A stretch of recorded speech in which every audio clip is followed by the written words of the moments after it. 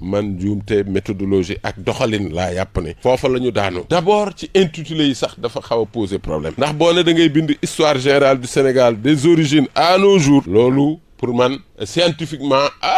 xaw naa wax ne mënu la nekk wala du léegi nga bëgg a bind encore histoire pour peuple boo xam ne civilisation orale lañ am suñ civilisation kenn daawu ko bind ñun dañ koy nettali te ñi koy nettali ñi ci gën a fiable gënoon ci dëgër bokk na ci géwél yi mais géwél yooyu dañ la daan wax ne ñun dañuy ànd ak sunu géer bu defee lu rafet ñu nettali ko bu defee lu ñaaw ñu noppi ca boobu version du joxe histoire Sénégal booy xool histoire am dafa am ay kilifa yu mag ay daa ci fu ko gox boo jël boo ne Aline Sitoé Diatta boo ne Cheikh Omar al Foutiyou Tall boo ne Maba Diakhou Ba boo ne Alhaji Malick Sy boo ne Cheikh Ahmed Bamba radiallahu anhu jamian Albouri Lat Dior ainsi de suite bari nañu koo bind ci moom man yaakaar naa ne li jaadu woon mooy nga def une restitution seet njabootam wala ay mbokkam wala ñi ko gën a jege delloo leen affaire ba yégal leen ne ñun kat bind nañ ci ñoom nangam yéen nu ngeen ko gisee wala lu ngeen loolu nag jubluwuma ci ne da ngay dem ñu effacer lu leen neex déedéet loolu itam du histoire waaye nga recueillir ñoom itam seen version boole ko ca téere ba ne njabootam day wala ñi dundoon ak moom day wala ja bokkoon gox ba day ñoom nag nii lañ ko gisee loolu mooy histoire waaye histoire unilatérale boo xam ne benn giseen rek la man dama ko gisul fenn ci àdduna bi. mbokki Sénégal mbokki diaspora bi ngir bépp xibaar bu ngeen soxla mën ngeen a dugg ci www.jotali.net wala ngeen abonné sunu chaîne YouTube